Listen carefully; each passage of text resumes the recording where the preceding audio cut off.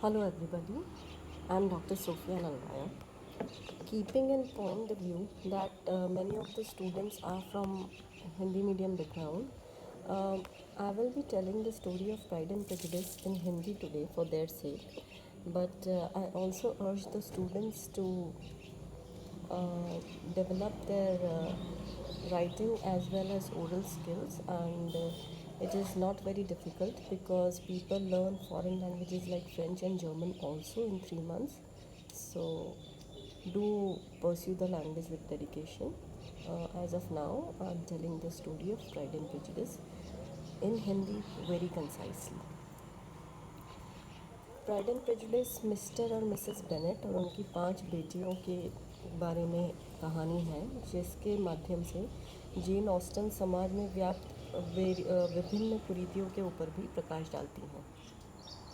कहानी के शुरू में हम देखते हैं कि मिसेस बेनेट अपनी बेटियों की शादी को लेकर के काफ़ी चिंतित हैं, क्योंकि हालांकि वो एक अच्छे संभ्रांत परिवार में अभी रह रही हैं, लेकिन उनकी पति की मृत्यु के बाद उनका घर जो है वो उनके एक रिश्तेदार को जाएगा। ये एक प्रथा थी इंग्लैंड में, जिसको एंटेलमेंट कहते थे, जिसके अकॉर्डिंग जो भी सबसे बड़ा पुरुष होता था परिवार का, उसको परिवार की सारी प्रॉपर्टी चली जाती थी। और क्योंकि मिस्टर बेनेट की 5 बेटियां ही हैं, तो उनकी ये प्रॉपर्टी एक मिस्टर कॉलिंस को जाने वाली है। हम देखते हैं कि मिस्टर और मिसेस बेनेट के घर के पास एक इस्टेट है नीदरफील्ड करके। वहाँ पर एक यंग बैचलर आया है रहने के लिए, जिसका कि नाम है मिस्टर बिंगले। तो जैसे ही मिसेस बेनेट ये सोचती हैं, उनके मन में आशा जग जाती है कि उनकी सबसे बड़ी बेटी, जो कि बहुत सुंदर है, जेन, और के साथ वो उसकी शादी की बात चलाएंगी। मिस्टर बेनेट काफ़ी मिलनसार है और अपने साथ वो कुछ और लोगों को भी लेके आते हैं एक बॉल में। वो और लोग हैं मिस्टर डार्सी, जो कि उनके दोस्त हैं, उनकी दोनों बहनें। अब उस बॉल में ये होता है कि मिस्टर बिंगले तो बहुत ही मिलनसार तरीके से सबसे मिलते जुलते हैं, परंतु मिस्टर डार्सी एकदम अलग थलग खड़े रहते हैं और ना ही वो किसी से मिलने की कोई चेष्टा करते हैं। यहाँ तक कि जब मिस्टर बिंगले मिस्टर डार्सी को कहते हैं कि भाई आप क्यों नहीं किसी के साथ डांस करते हैं, तो वो ये कहते हुए रिजेक्ट कर देते हैं कि वहाँ कोई भी लड़की इस लायक नहीं है जिसके साथ वो डांस कर सके। तो वो एलिज़ाबेथ के लिए कहते हैं कि उसकी तरह क्यों नहीं, उसके साथ आप डांस क्यों नहीं करते हो। तो वो यही कहते हैं कि वो एलिज़ाबेथ भी इतनी सुंदर नहीं है कि वो उसके साथ डांस करेंगे। बात एलिज़ाबेथ सुन लेती है और तभी से वो अपने मन में एक मिस्टर डार्सी के लिए परिकल्पना बना लेती है कि Mister Darcy is not a good man. कहानी आगे बढ़ती है। हम देखते हैं कि बिंगले सिस्टर्स जेन के साथ काफ़ी फ्रेंडली हो रही हैं और जेन जो है वो भी बिंगले की तरफ काफ़ी आकर्षित हो रही है। शार्लोट, जो कि मिस्टर सर विलियम लुकास की बेटी है और एलिज़ाबेथ की बेस्ट फ्रेंड है, उसके साथ एलिज़ाबेथ डिस्कस करती है कि जेन काफ़ी चाहने लगी है मिस्टर बिंगले को। इस पर एलिज़ाबेथ से शार्लोट कहती हैं कि भाई उसके बिहेवियर से ऐसा नहीं लगता। तो एलिज़ाबेथ कहती है कि भाई बहुत अच्छा है कि कोई स्त्री अपनी भावनाओं को तब तक ना बताए जब तक वो बहुत सामने वाले के बारे में श्योर ना हो। इस पर शार्लोट कहती है कि यदि कुछ बहुत ज़्यादा अपनी फीलिंग्स छुपाई जाए तो सामने वाला उसमें इंटरेस्ट लूज़ कर लेता है। कहानी आगे बढ़ती है। जेन को उसकी बहनें मिस्टर बिंगले की एक बार अपने घर पर बुलाती हैं। वहाँ मिसेस बेनेट उसको घोड़ा गाड़ी में भेजने की जगह घोड़े के ऊपर ही भेज देती हैं एंड इट स्टार्ट्स रेनिंग और पूरी तरीके से जेन भीग जाती है, बीमार हो जाती है। उसका हालचाल पूछने के लिए जब एलिज़ाबेथ जाती है तो जेन उसको भी वहाँ से नहीं आने देती है। और जेन क्योंकि बीमार है तो इसलिए बिंगलेस भी उस एलिज़ाबेथ को अर्ज करते हैं वो वहीं रुक जाए। एलिज़ाबेथ पैदल पैदल अपनी बहन से मिलने पहुंचती है, जिसमें उसके सारे स्टॉकिंग्स, शूज़, उसका गाउन पूरी तरीके से गंदा हो जाता है। उसको इस अवस्था में देख के बिंगले सिस्टर्स उसकी काफ़ी हंसी उड़ाती हैं, परंतु डार्सी और बिंगले दोनों ही उसको डिफेंड करते हैं। यहाँ पर हम देखते हैं कि मिस्टर डार्सी काफ़ी आकर्षित हो रहे हैं एलिज़ाबेथ की तरफ, और वो काफ़ी प्रयास करते हैं कि वो एलिज़ाबेथ की तरफ ना आकर्षित हों, लेकिन फिर भी काफ़ी वो उसकी तरफ आकर्षित होने से अपने आप को नहीं रोक पाते हैं।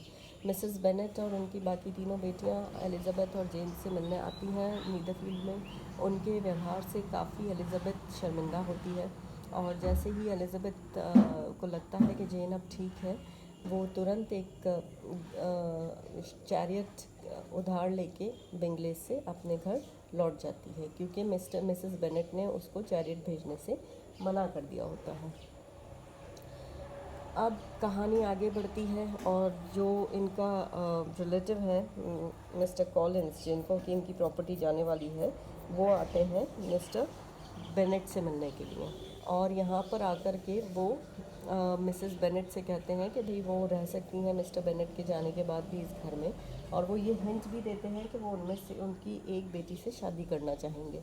तो इस पर मिसेस बेनेट उनसे कहती हैं कि भाई जेन की तो करीब करीब सगाई हो चुकी है, तो आप क्यों नहीं एलिज़ाबेथ के ऊपर ध्यान देते हो। तो मिस्टर कॉलिंस एलिज़ाबेथ को प्रपोज़ करते हैं और एलिज़ाबेथ मना कर देती है बड़ी पोलाइटली।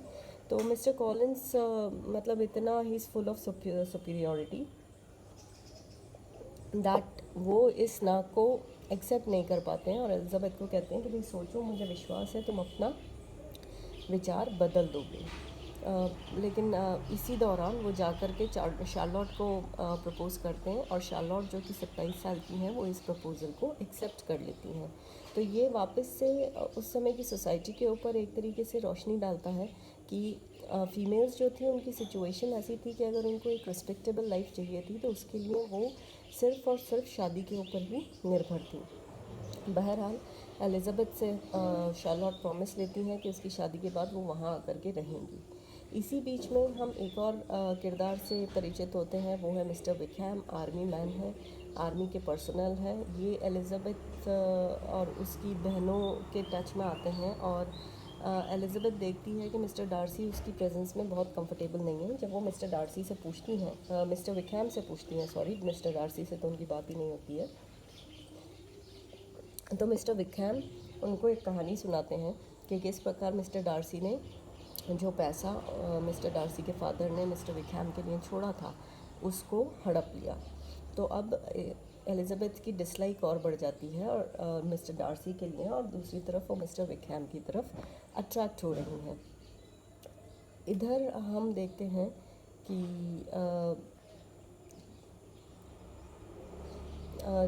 जो बिंगलेज हैं वो नीदरफील्ड छोड़ के चले जाते हैं लंदन, और इसके कारण जेन बहुत ही ज़्यादा दुखी है, और शार्लोट से मिलने के लिए एलिज़ाबेथ लंदन जाती है। इनके दो रिश्तेदार हैं गार्डिनर्स, जो एक तरीके से इन लड़कियों के फॉस्टर पेरेंट्स हैं। वो जेन को अपने पास लंदन बुलाते हैं, तो दोनों ही अपने घर से दूर जाती हैं। लंदन में ये गार्डिनर्स के साथ सर विलियम लुकास के साथ एलिज़ाबेथ जा रही है। तो कुछ समय रुकते हैं तो मिसेस गार्डिनर उससे विकहैम के बारे में पूछती हैं, और मिस्टर विकहैम के बारे में एलिज़ाबेथ बताती है कि now his attentions are diverted to एक स्त्री है जिसका नाम है मिस किंग, क्योंकि उसने अभी नई नई प्रॉपर्टी हासिल करी है। तो ये वापस से एक तरीके से एक कमेंट है एलिज़ाबेथ के प्रेजुडिस के ऊपर कि भाई अगर मिस्टर डार्सी सोशल स्टेशन को फॉलो कर रहे हैं तो वो उनको इस चीज़ के लिए पसंद नहीं करती हैं, परंतु अगर वही चीज़ मिस्टर विकहैम कर रहे हैं तो वो उसकी सफाई भी देती हैं। सर विलियम लुकास और एलिज़ाबेथ जल्द ही शार्लोट के पास पहुंच जाते हैं। मिस्टर कॉलिंस की जो पेट्रनेस हैं वो है लेडी कैथरीन डी बर्ग, और वो बहुत ही स्नूटी, स्नॉबिश, घमंडी प्रकार की महिला हैं। जब मिस्टर सर लुकास और एलिज़ाबेथ वहाँ पहुँचते हैं तो कॉलिंस कोई कसर नहीं छोड़ता एलिज़ाबेथ को ये जताने की कि शार्लोट कितनी खुश है और एलिज़ाबेथ ने कितनी बड़ी गलती करी है। जब ये लेडी कैथरीन के घर खाने के लिए आमंत्रित होते हैं और वहाँ जाते हैं तो वहाँ ये देखते हैं कि मिस्टर डार्सी और मिस्टर डार्सी का एक कज़न कर्नल फिट्ज़विलियम भी वहाँ पर आए हुए हैं। अब यहाँ पर अक्सर वो वॉक करते टाइम मिलते हैं। शार्लोट को इनिशियली लगता है कि भी मिस्टर डार्सी को एलिज़ाबेथ से प्रेम हो रहा है, लेकिन वो जब वॉक कर रही होती हैं तब अक्सर उनको कर्नल फिट्जविलियम और डार्सी मिलते हैं। तो सब ये सोचते हैं कि भाई मिस्टर डार्सी जैसे व्यक्ति को तो एलिज़ाबेथ में कभी इंटरेस्ट हो नहीं सकता।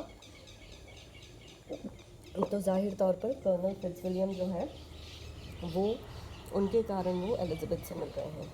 एक दिन एलिज़ाबेथ के पास जेन का चिट्ठी आती है और जेन उनको बताती हैं कि भाई किस प्रकार मिस बिंगले से मिली थी और किस प्रकार उनका व्यवहार बहुत ही ख़राब था।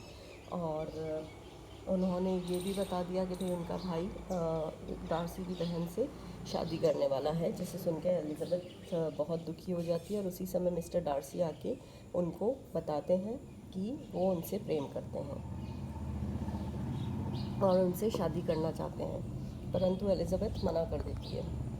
मिस्टर डार्सी जब उनसे कारण पूछते हैं तो वो बताती हैं कि भाई उन्होंने ही उनकी बहन का दिल तुड़वाया है अपने दोस्त को उससे दूर करके, और उससे ये भी बताती हैं कि किस तरीके से उन्हें पसंद नहीं करती हैं और उन्होंने विकैन के साथ जो किया है उस कारण। तो बड़े आहत होकर मिस्टर डार्सी वहाँ से चले जाते हैं और बाद में 1-2 दिन बाद वो वहाँ आके एलिज़ाबेथ को जब वॉक कर रही होती है तब एक चिट्ठी देते हैं जिसमें वो अपनी सारी सफाई लिखते हैं कि किस प्रकार विकैन उनकी बहन को भगाने की तैयारी कर रहा था जब वो सिर्फ 15 साल की थी, और उन्हें नहीं पता था कि जेन मिस्टर बिंगले से प्रेम करती हैं, क्योंकि उनके बिहेवियर से उनको कभी ऐसा नहीं लगा। तो उन्होंने अपने दोस्त को उससे इसलिए दूर किया कि भाई कहीं ये ना हो कि वो एक तरफा प्यार में पड़ जाए। ये सुन के एलिज़ाबेथ को शार्लॉट की बात ध्यान आ जाती है जेन के लिए। एलिज़ाबेथ और जेन दोनों लौट आती हैं घर, और फिर उसके बाद गार्डिनर्स के साथ एलिज़ाबेथ जाती हैं डर्बीशायर के जो आसपास के स्टेट्स हैं वहाँ घूमने, और उनमें से एक स्टेट जो कि वो देखने जाते हैं वो है पेम्बरले कासल।